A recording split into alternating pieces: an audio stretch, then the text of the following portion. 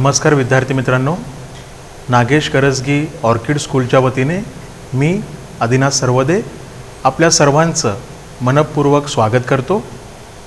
आज आपण इयत्ता 8वी मराठी या विषयामधील पाठ क्रमांक 13 चा अभ्यास करणार आहोत। पाठाचे नाव आहे संत वाणी। चला तर मग सुरुवात करूयात।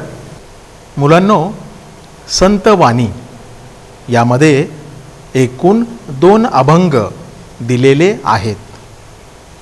यातील पहिला अभंग संत सेना महाराज यांनी रचलेला आहे, लिहिलेला आहे।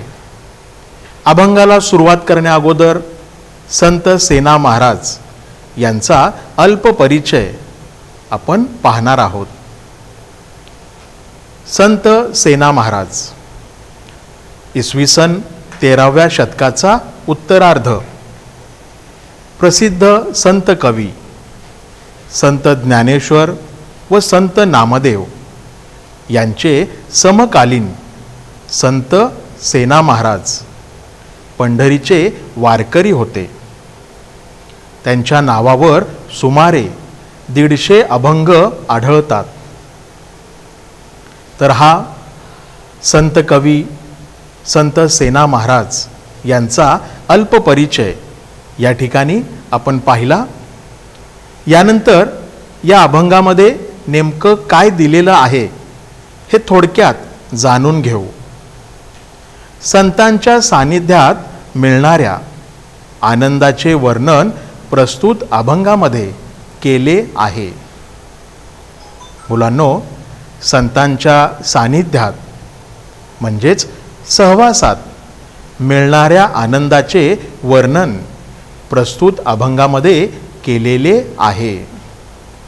चला तर मग या अभंगाला सुरुवात करूयात। आजी सोनियाचा दिवस दृष्टी देखिले संतास। आजी सोनियाचा दिवस दृष्टी देखिले संतास। आजी म्हणजे आज, टुडे। त्यानंतर सोनियाचा म्हणजे सोन्याचा, अपूर्व। दृष्टी म्हणजे नजर। देखिले म्हणजे पाहिले। आजी सोनियाचा दिवस दृष्टी देखिले संतास। संत भेटीने झालेल्या आनंदाचे वर्णन करताना संत सेना महाराज म्हणतायत की आज अपूर्व असा सोन्याचा दिवस उगवला आहे। आज अपूर्व असा सोन्याचा दिवस उगवला आहे, कारण आज माझ्या नजरेला संतांचे दर्शन झाले। दुर्मिळ असलेल्या संतांचे दर्शन घडणे हा माझा आनंदाचा ठेवा आहे। दुर्मिळ असलेल्या संतांचे दर्शन घडणे हा माझा आनंदाचा ठेवा आहे। आजी सोनियाचा दिवस दृष्टी देखिले संतास। जीवा सुख झाले माझे माहेर भेटले। जीवा सुख झाले माझे माहेर भेटले। ज्याप्रमाणे सासरी नांदणारी मुलगी माहेरी आल्यावर तिला जसा प्रचंड आनंद होतो, त्याप्रमाणे माझ्या जीवाचे आज समाधान झाले आहे। माझे माहेर प्रत्यक्ष भेटल्याचा आनंद झाला आहे। जीवा सुख झाले माझे माहेर भेटले। अवघा निरसलाशीन देखता संत चरण। अवघा निरसलाशीन देखता संत चरण। अवघा म्हणजे सगळा, सर्व। निरसला म्हणजे दूर झाला। शीन म्हणजे थकवा, कंटाळा। चरण म्हणजे पाय। या अभंगाच्या या 3ऱ्या चरणात संत सेना महाराज म्हणतायत की संत चरण दृष्टीला पडल्याने माझा सगळा थकवा नाहीसा झाला आहे. प्रत्यक्ष संत चरणांच्या स्पर्शाने माझे काया वाचा मन उत्साहित झाले आहे. अवघा निरसला शीन देखता संत चरण. आजी दिवाळी दसरा सेना मने आले घरा. आजी दिवाळी दसरा सेना मने आले घरा. या अभंगाच्या शेवटच्या चरणात संत सेना महाराज म्हणतायत की संतांच्या येण्यामुळे आज दिवाळी दसरा या सणांचा आनंद माझ्या घरी जणू अवतरला आहे. संतांच्या येण्यामुळे आज दिवाळी दसरा या सणांचा आनंद माझ्या घरी जणू अवतरला आहे. संतांचे घरी येणे हाच एक आनंदाचा सण आहे. किती सुंदर शब्दात संत सेना महाराजांनी या ठिकाणी आपलं मत मांडले बघा. संतांचे घरी येणे हाच एक आनंदाचा सण आहे असं या ठिकाणी सेना महाराजांनी म्हटलेलं आहे. आजी दिवाळी दसरा सेना मने आले घरा. तर बघा मुलांनो, प्रस्तुत अभंगात संतांच्या सानिध्यात सहवासात मिळणाऱ्या आनंदाचे व संतांवरच्या श्रद्धेचे अत्यंत मधुर शब्दात वर्णन केले आहे. तर आशा आहे की या अभंगाचा हा भावार्थ तुम्हाला छान समजला असेल. ठीक आहे, तर हा अभंग मी पुन्हा एकदा तुम्हाला ऐकवितो, तुमच्या समोर सादर करतो. आजी सोनियाचा दिवस दृष्टी देखिले संतास. जीवा सुख झाले माझे माहेर भेटले. अवघा निरसला शीन देखता संत चरण. आजी दिवाळी दसरा सेना मने आले घरा. आजी सोनियाचा दिवस दृष्टी देखिले संतास. जीवा सुख झाले माझे माहेर भेटले. अवघा निरसला शीन देखता संत चरण. आजी दिवाळी दसरा सेना मने आले घरा. ठीक आहे मुलांनो, तर खूप सुंदर शब्दामध्ये या ठिकाणी संत कवी सेना महाराज यांनी आपलं मत या ठिकाणी मांडलेलं आहे. तर आशा आहे की या अभंगाचा हा संपूर्ण भावार्थ तुम्हाला छान समजला असेल. यानंतर या अभंगाच्या खाली शब्दार्थ दिलेत बघा मुलांनो. आजी म्हणजे आज,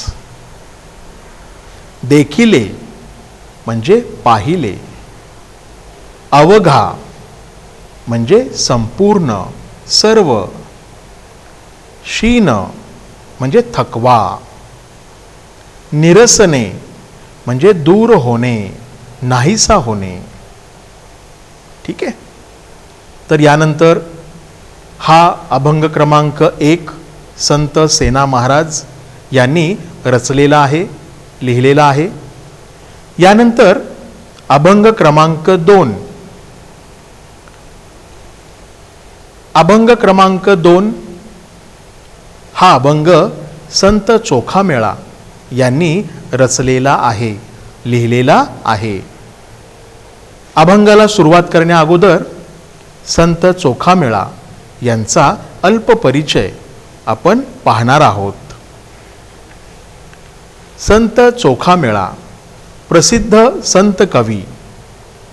संत चोखामेळा यांचा जन्मशक उपलब्ध नाही. संत चोखामेळा यांच्या अभंगातून भक्ताच्या हृदयातील कारुण्य जसे प्रकट होते तशी सामाजिक विषमतेच्या उपेक्षेची खंतही व्यक्त होताना दिसते. भागवत धर्माचे सार त्याच्या व्यक्तित्वात, त्यांच्या कृती उक्तीत अनुभवायला मिळते. तर हा संत कवी संत चोखामेळा यांचा अल्पपरिचय या ठिकाणी आपण पाहिला. यानंतर या अभंगामध्ये नेमकं काय दिलेलं आहे हे थोडक्यात जाणून घेऊ. संतांच्या सहवासात राहून मिळणाऱ्या आनंदाचे वर्णन प्रस्तुत अभंगात केले आहे. मुलांनो, संतांच्या सहवासात म्हणजेच सानिध्यात राहून मिळणाऱ्या आनंदाचे वर्णन या अभंगात केलेले आहे. चला तर मग या अभंगाला सुरुवात करूयात.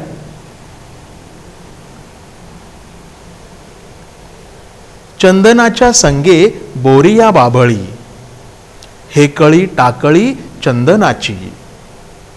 चंदनाच्या संगे बोरिया बाभळी, हे कळे टाकळी चंदनाची. संगे म्हणजे संगतीने, सहवासाने. बोरिया म्हणजे बोरांचे झाड. हे कळी म्हणजे वाकडी.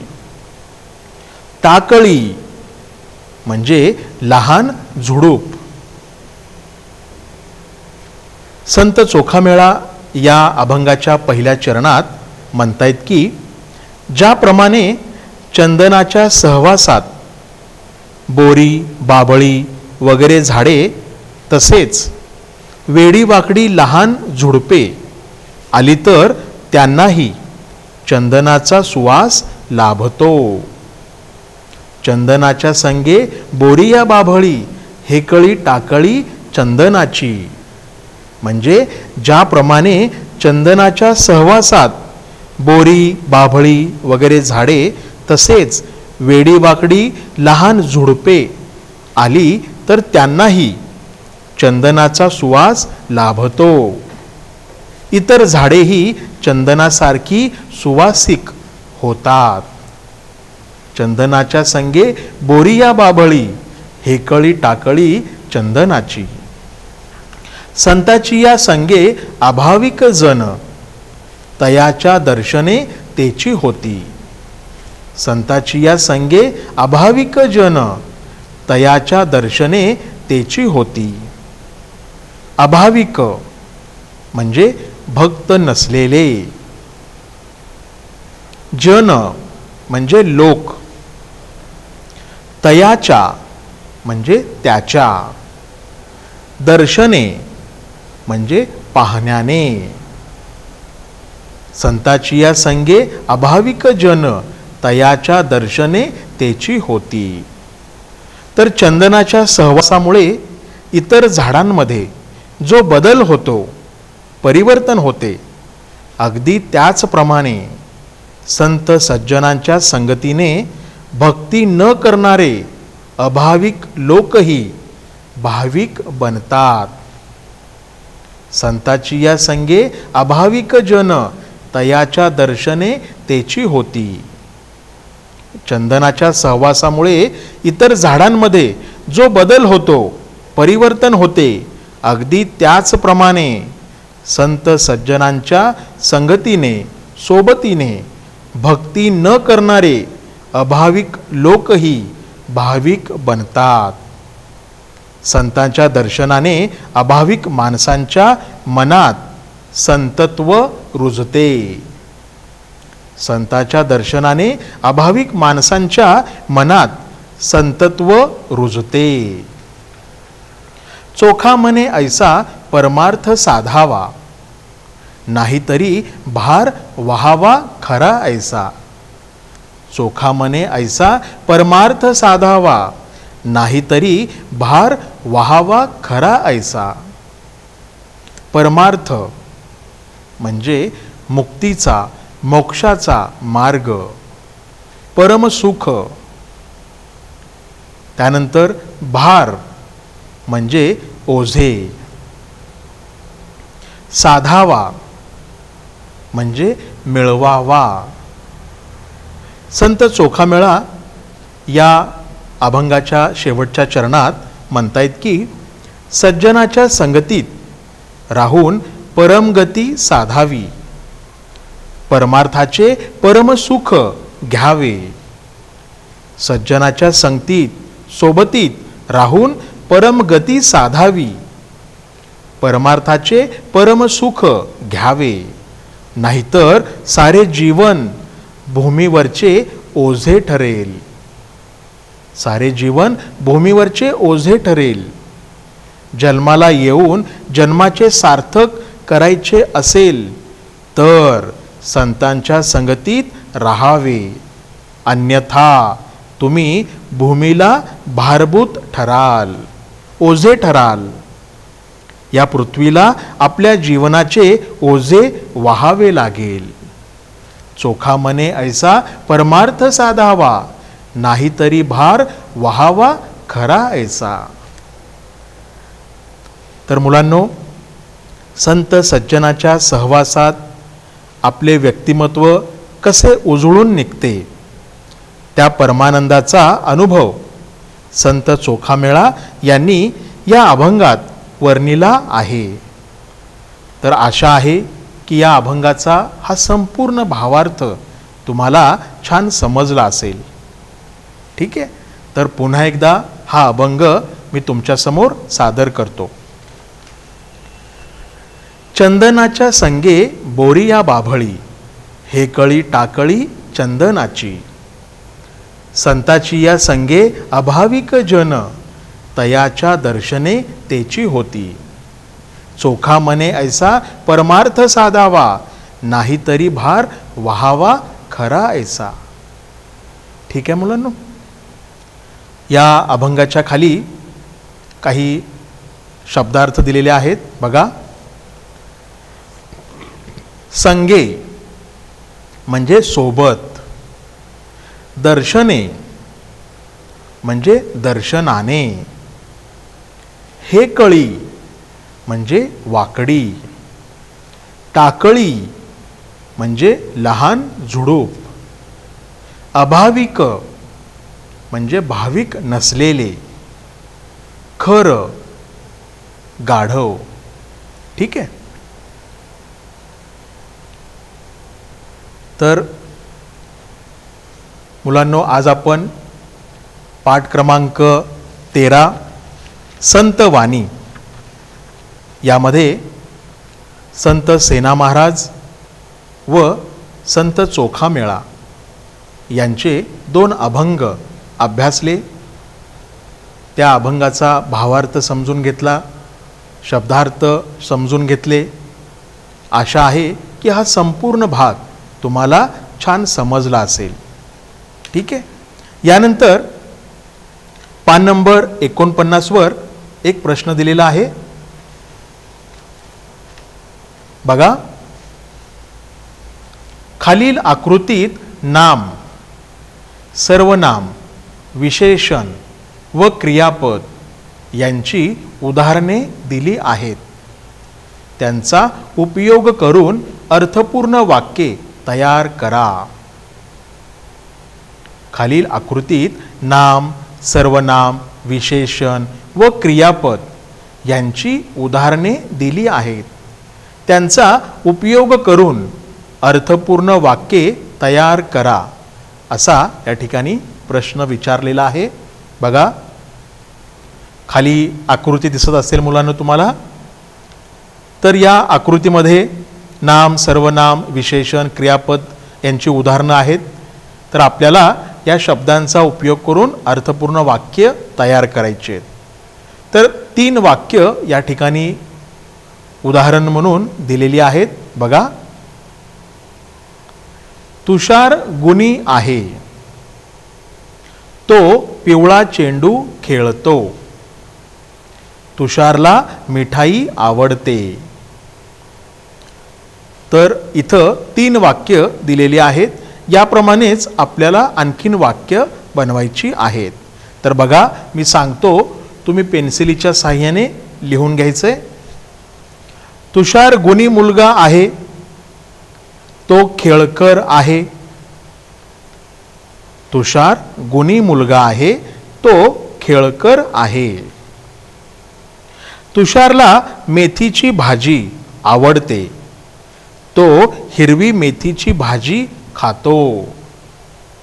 तुषारला मेथीची भाजी आवडते. तो हिरवी मेथीची भाजी खातो. त्यानंतर तुषार सुंदर वस्तू घेतो. त्याला रंगीत वस्तू आवडतात. आलं लक्षात मुलांनो? तर याप्रमाणे आपल्याला वाक्य तयार करायची आहेत. ठीक आहे. यानंतर पान नंबर 50 वर पुढचा प्रश्न बघा. हे नेहमी लक्षात ठेवा. या ठिकाणी एक चित्र दिलेलं आहे. या चित्रात हे घाटाचं चित्र आहे आणि घाटात बरीचशी वाहनं जाताना येताना दिसत आहेत. एक कुटुंब त्या घाटात एका बाजूला थांबलेलं आहे. लहान मुलं दरीत डोकावून पाहतायत. त्या मुलांचे बाबा फोनवर मोबाईलवर बोलतायत. ठीक आहे. तर आता हे चित्र पाहून आपल्याला घाटातून जाताना घ्यायची काळजी याविषयीचे सूचना फलक तयार करायचे. घाटातून जाताना घ्यायची काळजी याविषयीचे सूचना फलक तयार करायचे. तर या ठिकाणी 2 सूचना फलक दिलेले आहेत बघा. जीव धोक्यात घालू नका. दरीत डोकावून पाहू नका. जीव धोक्यात घालू नका. दरीत डोकावून पाहू नका. दुसरा फलक, भर रस्त्यात गाडी थांबवू नका. इतरांना जाण्यासाठी व्यत्यय आणू नका. ठीक आहे. तर या ठिकाणी 2 सूचना फलक दिलेले आहेत. त्याचप्रमाणे आपल्याला एकूण 5 सूचना फलक म्हणजेच नोटीस बोर्ड तयार करायचे आहेत. तर पेन्सिलीच्या साहाय्याने पटकन मी सांगतो सूचना फलक, तुम्ही लिहून घ्यायचे. पहिला सूचना फलक, अति घाई संकटात नेई. अति घाई संकटात नेई म्हणजे घाटातून जाताना आपण काळजी घेणं खूप गरजेचं आहे. जर घाई खूप केली, वाहन चालवताना वेगावर जर नियंत्रण नसेल तर आपल्यासमोर खूप मोठं संकट उभा राहू शकतं. ठीक आहे. अति घाई संकटात नेई. त्यानंतर मनाचा ब्रेक उत्तम ब्रेक. मनाचा ब्रेक उत्तम ब्रेक. ठीक आहे. पुढचा सूचना फलक, वाहने सावकाश चालवा. ठीक आहे. त्यानंतर घाट सुरू होत आहे, वेगावर नियंत्रण ठेवा. घाट सुरू होत आहे, वेगावर नियंत्रण ठेवा. ठीक आहे. खूप महत्वाची ही सूचना आहे. प्रवास सुखाचा हवा, ब्रेकवर पाय ठेवा. जर आपल्याला प्रवास सुखाचा हवा असेल तर आपले पाय ब्रेकवर असणं गरजेचं आहे. प्रवास सुखाचा हवा, ब्रेकवर पाय ठेवा. ठीक आहे. तर या पद्धतीनं घाटातून जाताना घ्यायची काळजी याविषयीचे सूचना फलक तयार करायचे आहेत. ठीक आहे मुलांनो? तर मी आत्ता सांगितल्याप्रमाणे तुम्ही सुद्धा विविध सूचना फलक तयार करू शकता. ठीक आहे.